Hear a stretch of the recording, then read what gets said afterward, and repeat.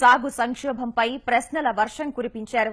సంవత్సరాలు, తేదీలు, మంత్రుల పేర్లని అనర్గళంగా ప్రస్తావిస్తూ అధికారుల నిర్లక్ష్యాన్ని ఎండగట్టారు. జీతానికి తగ్గ పని ఎందుకు చేయరని నిగ్గదీసి అడిగారు. ఇప్పుడు ఈ వ్యవస్థను మార్చడానికి మార్గం ఏంటనేది 2012లో సురేష్ కుమార్ కలెక్టర్ గారు మీటింగ్ పెట్టారండి. 100 మంది రైతులు వచ్చారు, 50 మంది ఎంప్లాయీస్ వచ్చారు. రైతే రాజు రాజరికం పోయిందన్నారు. ఈ దేశానికి అన్నం పెట్టే రైతు ఎన్నుము కీర్చేశారు. రసాయనిక ఎరువులు, పెస్టిసైడ్స్ వస్తడం వల్ల వ్యవసాయం దెబ్బతింది. భవిష్యత్తులో ఆహార పంటలు పండమని సబ్జెక్టు పెట్టారండి. పెడితే అందరూ అయిపోయారు. అందరూ రైతే రాజు అంటున్నారు. దానికి పరిష్కారం ఏంటంటే ఎవరు రాలా. మేము వెళ్లి వ్యవసాయం 1 నెలలో మార్చగలుగుతామని అన్నాం. ఒక ఎంప్లాయీ అన్నాడు, మీ దగ్గరే ఉన్న మంత్రదండం ఉందా అన్నారు. మంత్రదండం కాదండి, బ్రిటిష్ గవర్నమెంట్ లో అగ్రికల్చర్ లేబర్ కన్నా ఎంప్లాయీ శాలరీస్ తక్కువ ఉండేవి. అప్పుడు బతకలేక బడిపంతులు అనేవాళ్ళు. ఇప్పుడు బతకగలిగిన వాళ్ళు బడిపంతులు అయిపోయిన తర్వాత ఇంకొక చిన్న ఉదాహరణ చెప్పానండి. మనిషికి మొదటి శత్రువు బద్ధకం, రెండో శత్రువు కోపం. ఈ దేశానికి మొదటి శత్రువు ఎంప్లాయీ, రెండో శత్రువు చైనా, పాకిస్తాన్ అన్న.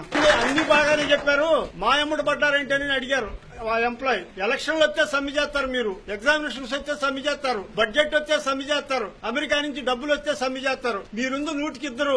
మీ ఇద్దరు చెప్తానైనా ఈ దేశం అంతా బతుకుతుంది. మీ ఇద్దరు మూలన 98% మంది ప్రజలందరూ ఇబ్బంది పడుతున్నారు. మీకు శాలరీ పెంచితే మరి వీళ్ళందరి ఖర్చులు పెరుగుతున్నాయి. బ్రహ్మానంద రెడ్డి గారి టైంలో 56 రోజులు సమ్మె చేస్తే 6 రూపాయలు పెంచారు. 6 రూపాయలు పెంచితే ఆఫీస్ పక్కన 5 పైసలు టీకి పెంచాడు.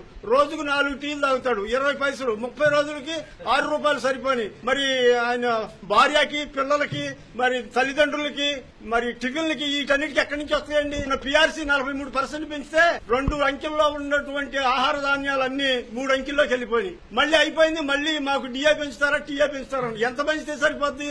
ఇదే విధానం అండి.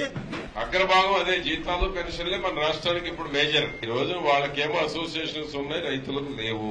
రైతుల్లో ఐక్యత లేదు. రైతుల్లో ఐక్యత ఉంటే దేశం కంట్రోల్లో రైతు చేతిలోకి వస్తుంది.